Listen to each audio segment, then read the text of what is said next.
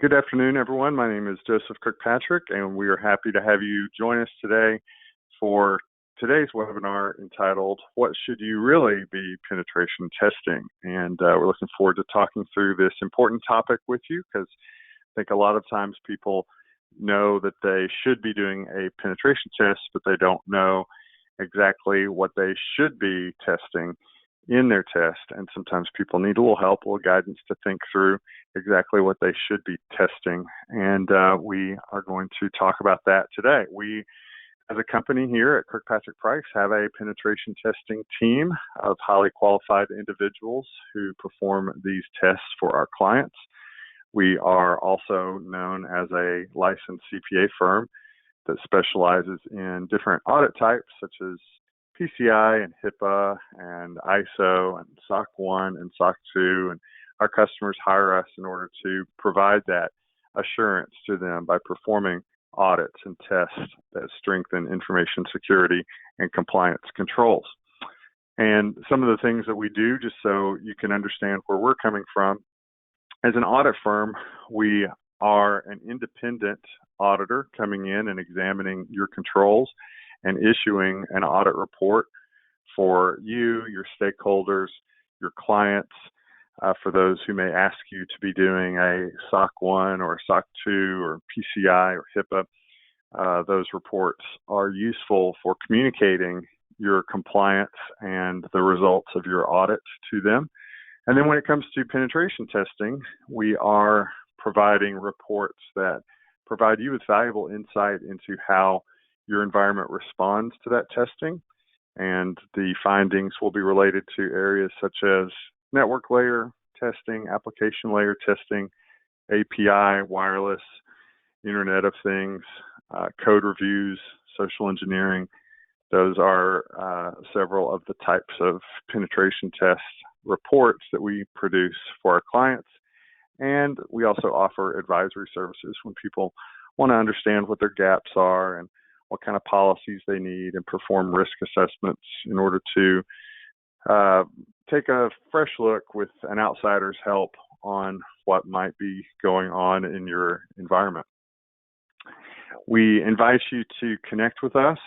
We produce a lot of great content about current issues that are happening. We write a lot about penetration testing and data breaches and different regulatory matters. And so you can check out our blog at KirkpatrickPrice.com. Also, we have a library of all of the webinars that we've ever done out there. And so it's a great library of resources for you to download and watch for the topics that are of interest to you. And we have a lot of free videos on YouTube that talk about various compliance matters. And you can follow us on LinkedIn, Twitter, or Facebook.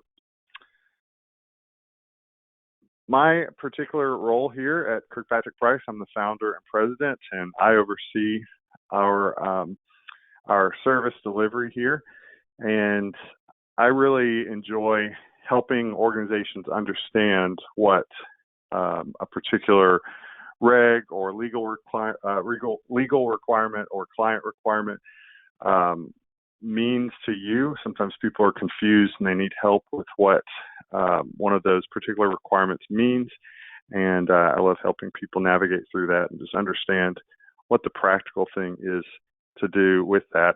And that includes penetration testing, which I'm going to walk you through today, some of the things that you should be thinking about. And the first question we're going to ask today and answer is, what should you be testing? We're also going to talk about thinking through your assets. What is it that is important to you? Because that's going to help you answer the question about what you should be testing. No two tests are alike, and different industries will have different types of assets. And so I want to help you spend a little time today during this session to think through what it is you are trying to protect in your organization. We're going to talk a little bit about what type of test is right for you. And then finally, we'll wrap up with thinking through the type of penetration tester that you should look for and how you can select a penetration tester to help you with your individual and specific needs there. And so let's start off first just to understand some definitions about what we're calling a penetration test. I know a lot of companies define it a different way, and sometimes people have different understanding about what a penetration test is and what a penetration test isn't. And for our purposes today, I want everyone to understand that a penetration test is a form of permission-based ethical hacking in which a tester attempts to gain access to an organization's people, systems, or locations. There are black hats, who are the bad people out there trying to get into your systems, and there are white hats, people who have the same skills, but they're doing it for good. They're doing it to help you protect yourself and learn about what you can do to defend against the black hats out there. And the purpose of penetration testing is to find vulnerabilities. That's what we want to do. We want to find problems that you didn't know about, that a bad attacker could possibly find, so that you can find that first. And this ethical hacker is potentially going to exploit these things. And they're doing that because we're trying to emulate what is happening over there. One of our penetration testers spoke recently at an event, and one of the attendees at the event spoke up and was appalled that our tester was promoting the use of these tools and skills and exploits because, in his words, we were teaching people how to do bad things. And that's not it at all. You can take any skill or gift that you have and you can use it for good, or you can use it for evil. And there are a lot of people out there who use penetration skill sets for evil, but there are a lot of people out there like us who want to wear the white hat and help people understand these things and identify these things before something dangerous happens. And so for the conversation today, I just want everyone to understand that, this is something that you're giving an organization permission to do, and you are giving people permission to break in to your environment, because that's really the only way to thoroughly test and understand what somebody with evil intentions might be trying to do. And so we want to talk about what should you be testing. And my answer to that is anything that you want to be stronger, you should test. There's a lot of different things that you can test, and the only way that you get stronger is by testing those things. And if you've ever heard stories about the Easy Company of the 101st Airborne Division, there have been famous books and famous movies written about that particular company in World War II.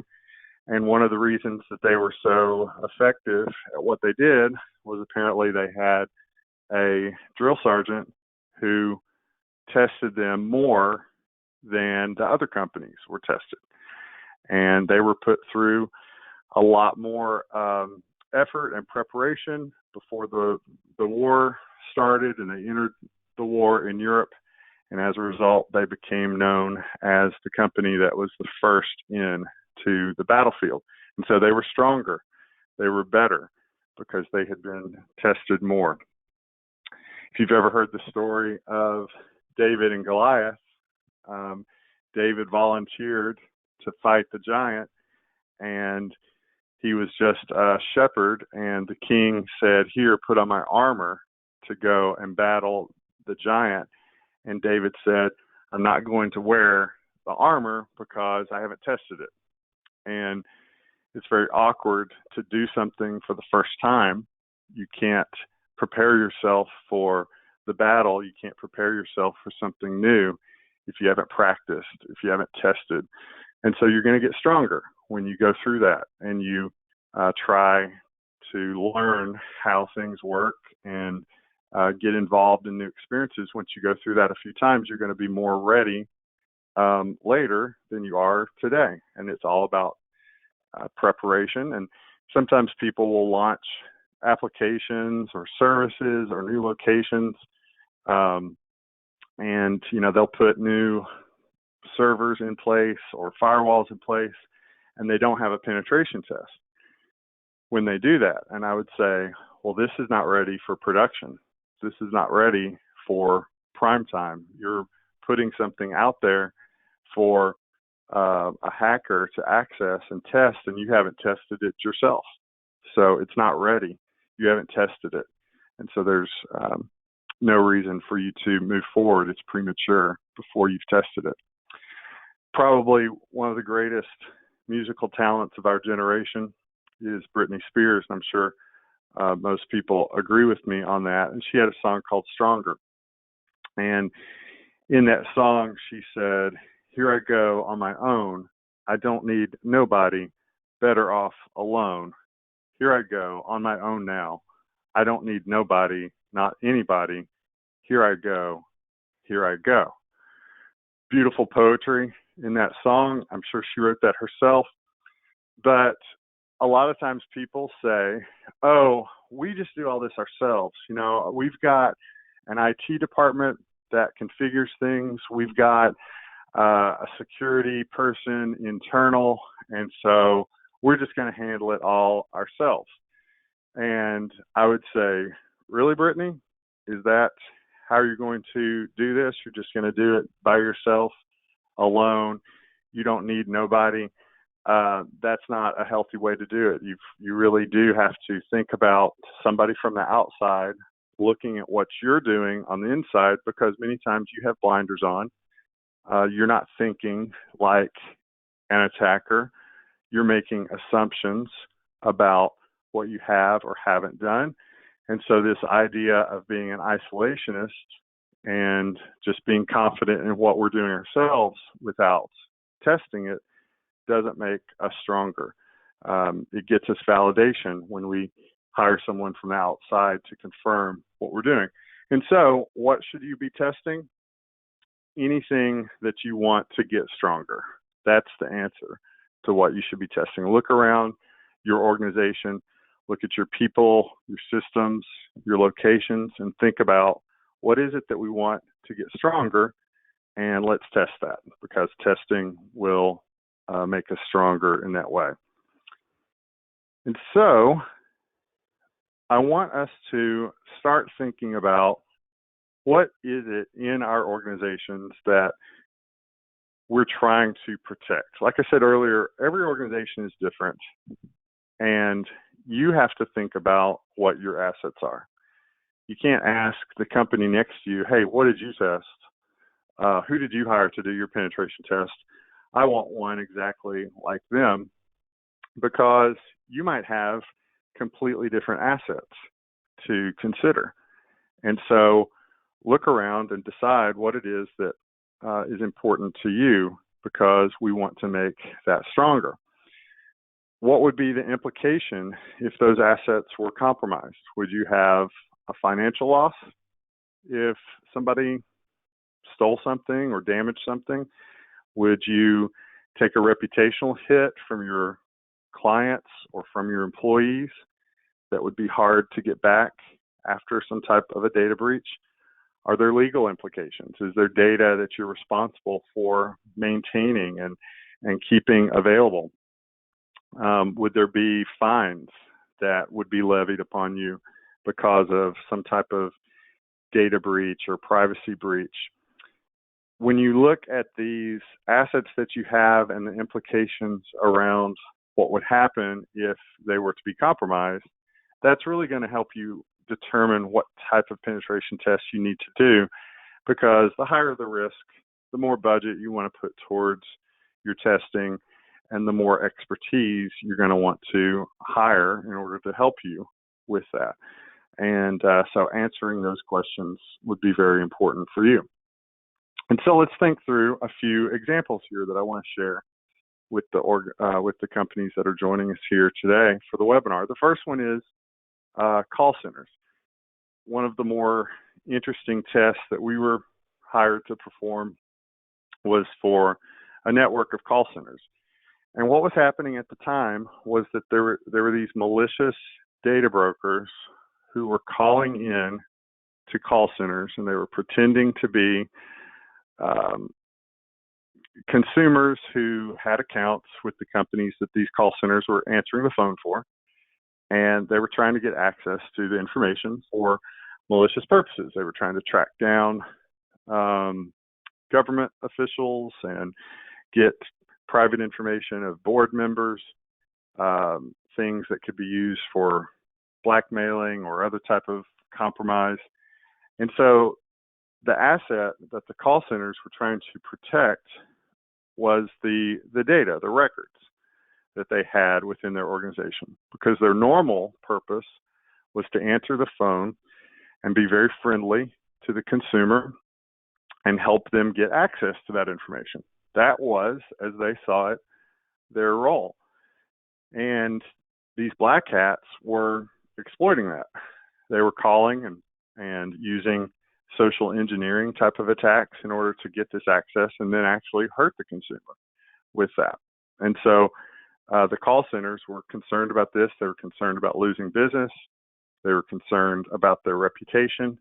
And so they wanted a penetration test in order to see, can these assets be gained by someone calling into our call center? And one of the end results of that particular project was they reformatted their training in order to establish a new culture so that the call center agents realize it's not about being helpful all the time. It's about being helpful to the consumer by protecting their information and explaining to the caller that I hope you understand that our policies are here to protect you, and that's why I need to validate your identity before I give you any of this information. But that was the asset that they were trying to protect. It was the data that the call center agents were protecting.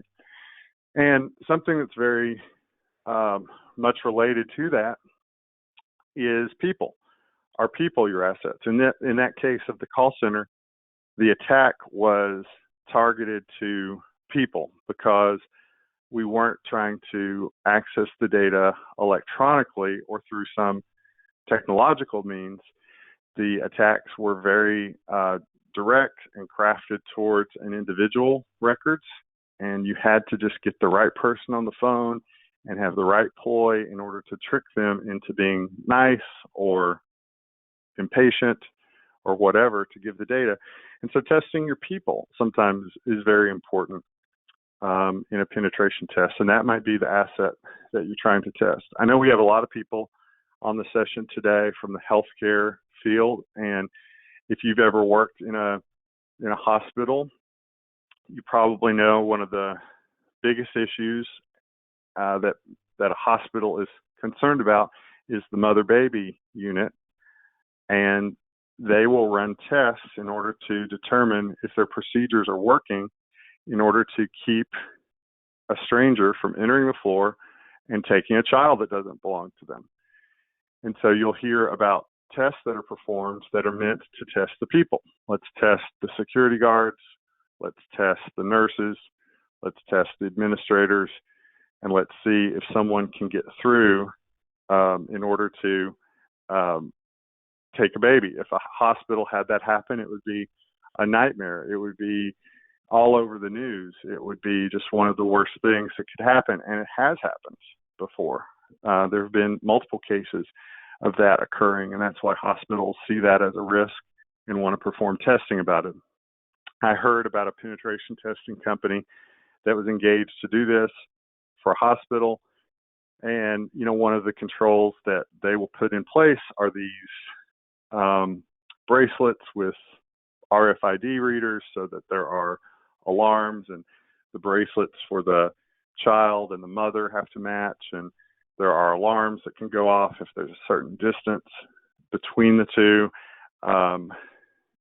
There's really not a nursery. I know when we were in the hospital with our children, there wasn't a nursery where the babies were kept all the time. They're kept in the room with you. That's something that has changed as a result of some of these issues. And so sometimes there are controls that will have alarms if the baby is not within a certain proximity.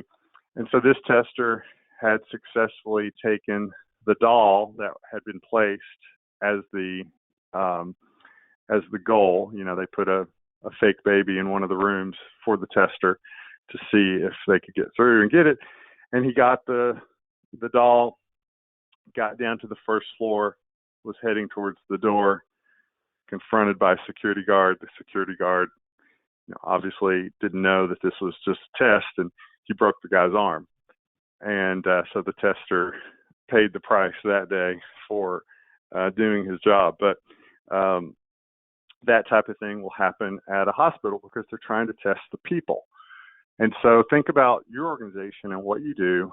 Should you be testing your people and determining how they will act in certain situations? Sometimes companies will do things that are very physical. And so the test is centered around a facility.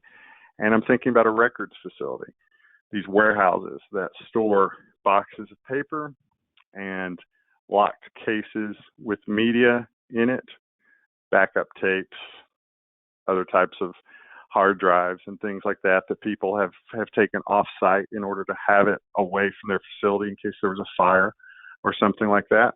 And so that type of organization might not do an attack that comes through the internet, but they're going to do an attack that focuses on the physical. Can I get into this warehouse? Can I get access to the boxes of paper? Can I access the drives that are stored in this facility? How can I exploit the things that the drivers are doing and the vans are doing and the access controls are doing as their way to get through that? And so that type of test that a company like a records facility might do is geared more towards physical assets. Then you have the Internet of Things. One of the more interesting tests that we performed was for a connected car service. A company was developing an onboard computer that was going to connect the car to the internet and other devices and things. And of course, their concern was, can an attacker take control of the car? Can they unlock the doors? Can they start the engine? Can they track the location of the car? As more and more things get connected to the internet, we're concerned about things like that. Can an attacker put malware in that'll disable the car or allow them to control it? There was a well-publicized report a year or so ago of a guy who claimed that he took control of an airplane through the Wi-Fi on the airplane and said he was able to change the altitude of the plane. Some people said that couldn't have been true. He said that he did it. But, can we control those connected devices, things that are now connected to the internet that didn't used to be connected to the internet? Speaking of healthcare again, I heard the story about a drug dispensing robot that was attached to the network, and they had a penetration test, and the tester was able to get access to the drug dispensing robot, and there was mayhem because of what they were able to do controlling the robot. But what happens a lot today is we attach things to the internet without really thinking and without testing it first. And so if we're going to attach robots to our network, if we're going to connect infusion pumps, if we're going to connect meters that control water and gas and electricity and things like that to the internet, we should be testing those things. And so if you are in an environment like that where those things are your assets and you have connected devices that when compromised could affect a water supply or power delivery to a neighborhood, then you should be testing that. And that's a big asset to consider. Sometimes people are so focused on high value data subjects that they forget about the corporate office. What's at the corporate office? What can you do from there? Is there a site-to-site VPN that if somebody could join the Wi-Fi network, or if someone can get an employee at the corporate office to click on a link and compromise their system, that now we can steal usernames and passwords from employees that can be useful in other attacks. We should be testing the corporate office if there are assets there that we've determined could potentially harm us. So people leave that off the table a lot of times, and they don't do social engineering testing, and they don't do physical visits to the corporate office, and they don't evaluate how the things there are configured. So many times in our tests, a company will really lock down a production environment, but they have very lax security controls in the corporate office. Things aren't patched, things aren't configured well, because it's kind of a afterthought about those systems, because after all, there's nothing sensitive there. But yet an attacker will take that softer target in order to perhaps gather some building blocks that can be used to attack the production environment. And so the data center, that usually is where companies who have sensitive data will consider that as their crown jewel, and they'll say, okay, we have to make sure that no one can get in this data center, no one can access the applications that are hosted in that data center. And one of the biggest fails of all time that I witnessed was, actually there are two that come to mind. The first one was a bank that we were penetration testing, and we were talking to them about the scope. And the IT director made a comment during the conversation when they were talking through, locations that they wanted us to test. And he said, well, there's the data center, but you won't be able to get in there. And so I just made a note, get in data center, because I love a good challenge. And when he said we weren't going to get in there, I was like, well, we're going to try our best to get in there. And it ended up being remarkably easy. We waited until lunchtime, and we were carrying an empty box. We walked behind somebody who was walking up to the door, and they had access cards in order to open the exterior door. There was an interior door as well, and we followed a person in who opened the doors, held them open for us, welcomed us in, asked us if we needed any help with the box. And that was the end of that. We were inside, and we were able to roam around and connect keyloggers onto workstations that were within the data center environment. We were able to pick up backup tapes that were left unlocked. They were sitting on top of the locked cabinet where they were supposed to be. And so the next day when we met with the data center manager, we were inspecting the controls, and she didn't know yet about the tests that had happened. And so we got to the media and said, you really should lock this media up. And she said, well, this is a secure environment. Nobody gets in here except authorized people. And so we just don't really see the point in locking up the media. And so we pulled out of our computer bag the tapes and handed them to her and said, well, we were in here yesterday, and we took these. And, her face turned white, and she immediately got her keys out and locked up the remaining media in the cabinet that was sitting there anyway to do that. But that was a big fail. It was simply just because we tested the data center that the bank had already determined didn't need to be tested because, well, that's a secure area. You're not going to get in there. But it was so important to them that they really did need to test it. And I was glad that we included that in the scope and, had a surprise finding there, because I don't think they forgot that. I think they made changes after that. You should be testing wireless connections. Sometimes people assume that this telecom provider knows what they're doing, and I'm connecting this location with this location wirelessly. I've got my retail sites sending point of sale information across these wireless connections, and that router is installed and maintained by the local telecom company. And those people aren't thinking about security when they set that up. They're just trying to get the install done, and they're trying to get the thing to work.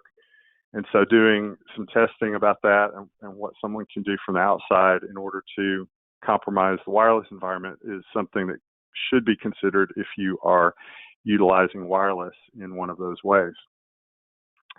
Then we have externally facing applications. I'm shocked with how many people haven't yet tested their applications.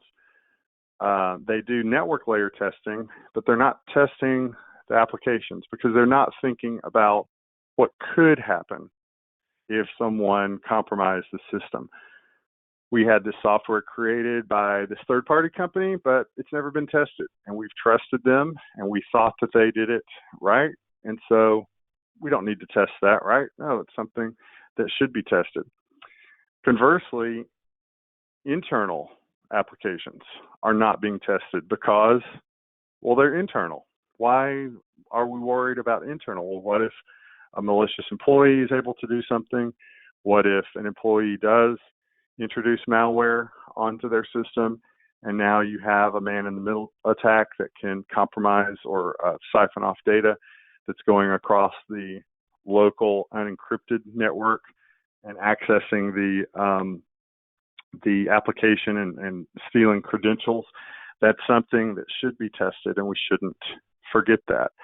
Mobile applications are left off of the table quite a bit because we've rushed to create mobile platforms for our services for our customers to use, but we haven't taken the time to test that because it's a different platform. There are different protocols and technologies in use there, and it really is a different type of test from our network layer and application layer testing that we might already be doing.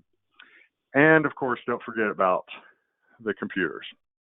There's still people that aren't testing our networks and our servers and our mobile devices and our phones. There's so many systems everywhere out in the field at remote locations and whatnot, and we need to be thorough in what we're thinking about and what we're testing. I want to talk for a minute about testing for logic. And when you think about what you should be testing, I'm afraid sometimes people want a quick test, they want a cheap test, and so they go for more of the automated testing that's out there. But you should be testing for logic. You should hire a tester who's going to employ logic in the testing. And here are a couple of statements from the OWASP testing guide that I think explain this perfectly.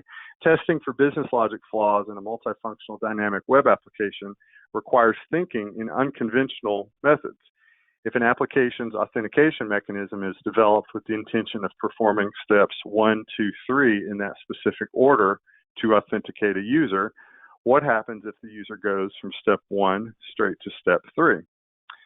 And that's why you want a tester who's going to use logic in order to compromise your system, because sometimes we make assumptions and we say, well, somebody who's using our application is going to go from 1 to 2 to 3. And we don't even think about what happens if they go from 1 to 3. And I remember one time performing a penetration test for a company that had a web application that was an ordering system.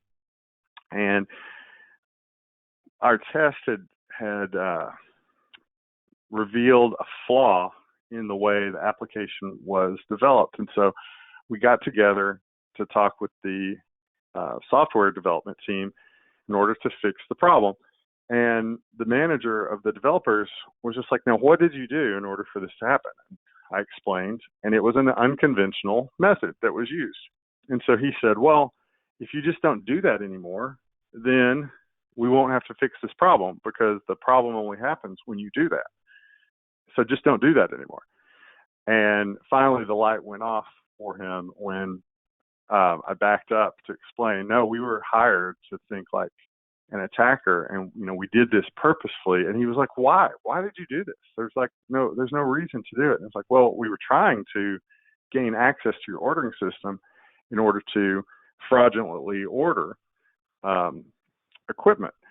And that's when he was like, Oh, so you mean an attacker might do this in order to try to steal a product from us? And we were like, yes, exactly. And by doing this, we found this problem over here.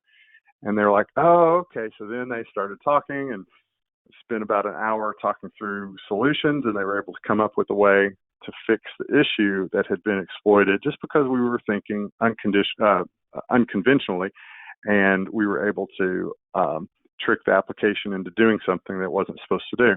But an automated test wouldn't have done that. It was someone using logic is what led to that. This second statement here from the testing guide says, there are many examples that can be made, but the one constant lesson is think outside of conventional wisdom. This type of vulnerability cannot be detected by a vulnerability scanner and relies upon the skills and creativity of the penetration tester. And this is something that I say to our clients all the time. A pen test is more of an art than a science. You're really hiring the person who thinks creatively and is going to think about how to break your system, how to compromise your system. And that's what you should be testing. You should be testing these creative approaches to rethinking how this application or the system works in order to see if a bit of logic can be compromised there.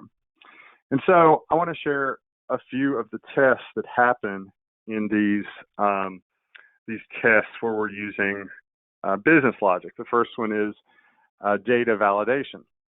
You're testing whether or not you can introduce unvalidated data, because sometimes an application, for example, will assume that what you're giving it is correct when it wasn't. And you're testing to see if the application is only accepting validated data. That's only something that you can do through logic. You're testing the ability to forge requests. Can I introduce or submit some content into a component of the system that they shouldn't have access to? Can I trick the application into doing something in one particular part of it that it's not supposed to do by introducing one of these forge requests into it? And that takes logic in order to do that. Integrity checks. That's where you're verifying that the integrity of the system will stay strong. You're not able to tear something down or alter your tracks in order to cover up what you did. That's a very important part of a defensible system in order to keep the integrity in place.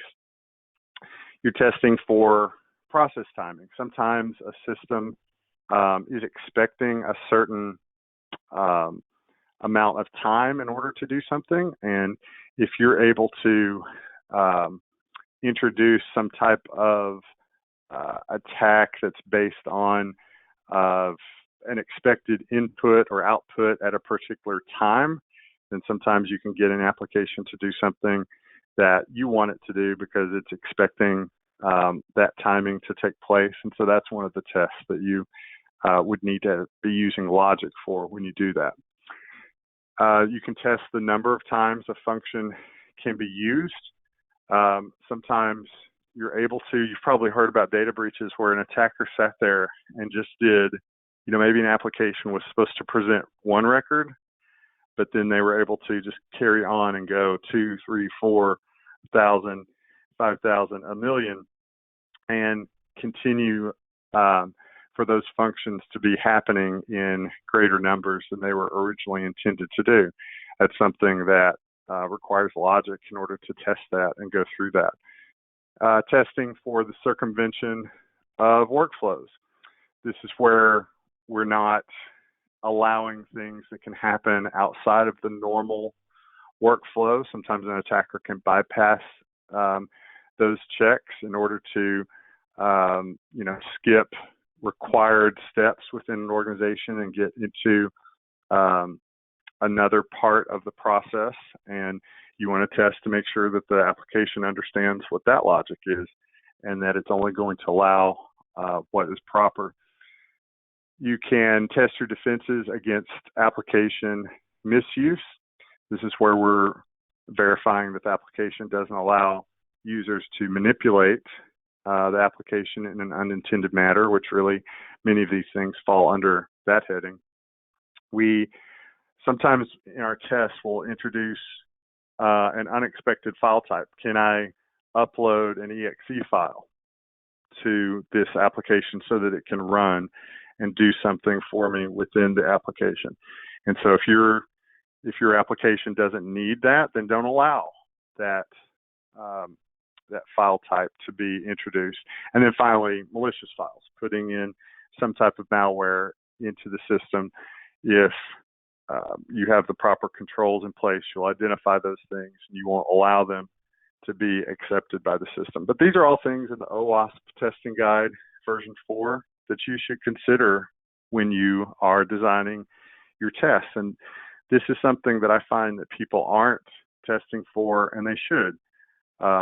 And that's why a lot of times people opt for manual versus automated, because these things really can only be done by a person who's thinking through what they're doing and responding to how your system is responding. And so you should be testing about it that way.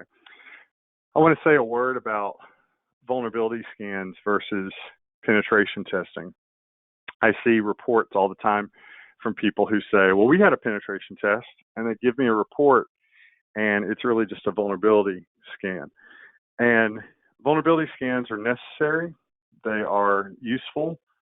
It's something that you can do more frequently, typically, because of the lower cost and the ease of running them. But the purpose of them is to help you identify vulnerabilities, to check against vulnerability databases. It's more of a routine thing. You know, I've reconfigured something, or I've patched all my systems, and now I want to do a check to see how I'm doing. That's when you would use a vulnerability scan, or look for vulnerabilities. A penetration test, the thing that's different about it is you're taking that one step further now, and you're saying, okay, I've checked for these vulnerabilities, and now I'm going to attempt to exploit those vulnerabilities that I've been identified. Or maybe I didn't find any vulnerabilities, and so now I want to create some or locate some via my penetration test, such as using logic and things like that we just talked about. And that's why this is something that has to be done by a creative person. It's not a scan, it's not a tool, it's somebody actually manually performing these steps. And vulnerability scanners are good at identifying the low-hanging fruit, but they're only matching patterns and definitions, and they're unable to find these flaws that have to be more calculated and creative, as we've said. And so you can miss the presence of cross-site scripting.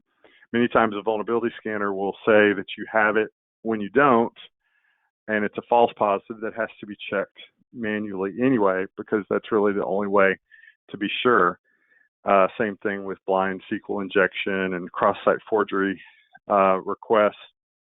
These are things that contributed to the recent Capital One breach that really took a person who knew what they were doing to exploit that vulnerability that they found within the Capital One environment. And so you're not going to get there, and you're not going to identify that with just a vulnerability scan.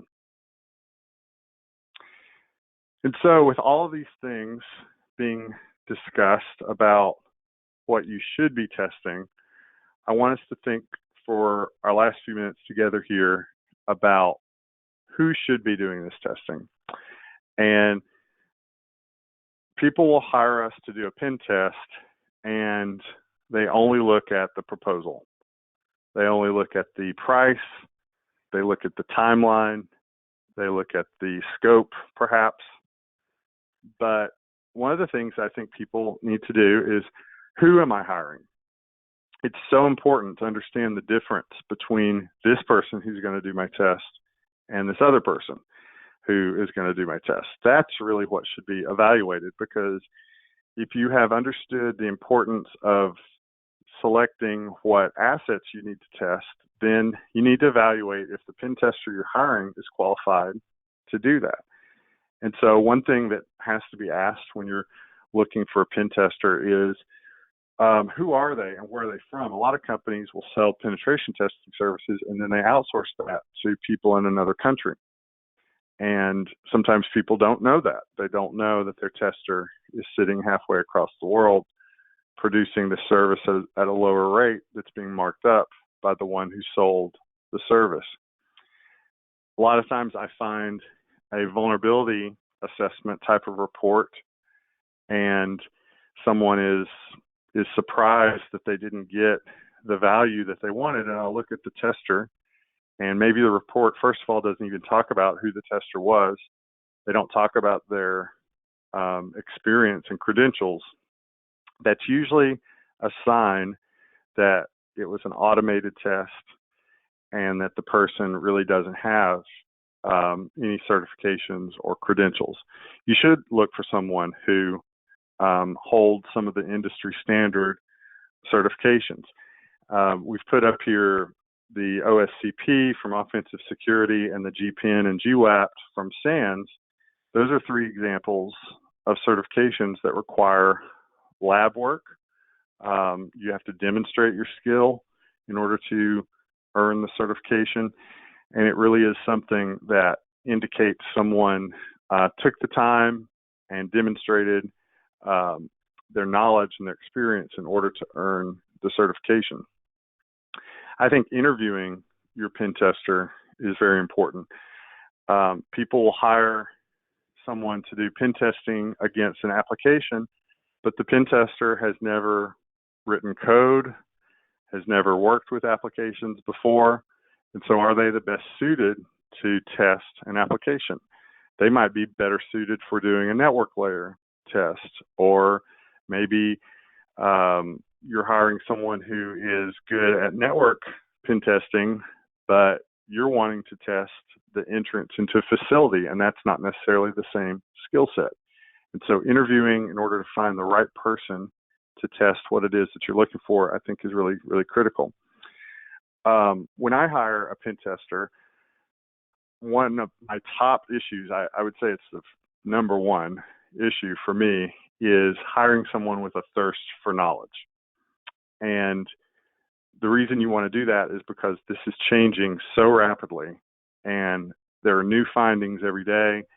You come across things in your testing that you don't know the answer to, and you're curious about, and why is this reacting this way? And you have to have a person who's going to be willing to go and seek out the answer. They're wanting to learn something new every day. That's what makes a really good pen tester. I'll take that over the certifications all the time if you have somebody like that who's pushing and trying to get better at what they do. And then finally, in your interview with a pen tester, you're looking for the presence of soft skills, because this tester might be really technically proficient to test your system, but if they can't understand what you do, what your assets are, what the risk is to those assets, and the things that you're concerned about and your customers are concerned about, if they can't relate to those things and they don't understand that, you're going to miss things. And they're not going to test the right things because they're so focused on the technical that they're not thinking about how this application works and what it's supposed to do. And I'm getting into this location over here, and I'm trying to compromise this person who works in your department who will more likely have access to this critical information. Like, that person has to have those soft skills in order to think like that and develop a good, thorough test that's going to really evaluate the assets that you're concerned about. And so I hope all of this has been helpful for you today to think about what your assets are and what you should be testing and the type of tester that you should find to do it. Just in conclusion, I want to share again some of the different types of tests that are out there. There's network layer testing, mobile application, web application, API, wireless, Internet of Things, continuous testing, where you are hiring someone to check your system regularly, maybe you pay them a bug bounty for finding flaws throughout the year, code reviews, and social engineering. You probably won't do all of this, but this is a good menu to consider when you're thinking about the type of penetration test that you should do. I encourage you to email me if you have any questions, if there's anything that I can answer, if there's something that went unasked during the session today, please feel free to email. We'll be happy to answer your questions and provide any information that we possibly can as you're thinking about what you should be testing within your own organization. Thanks very much for your time today, and we hope you have a good one.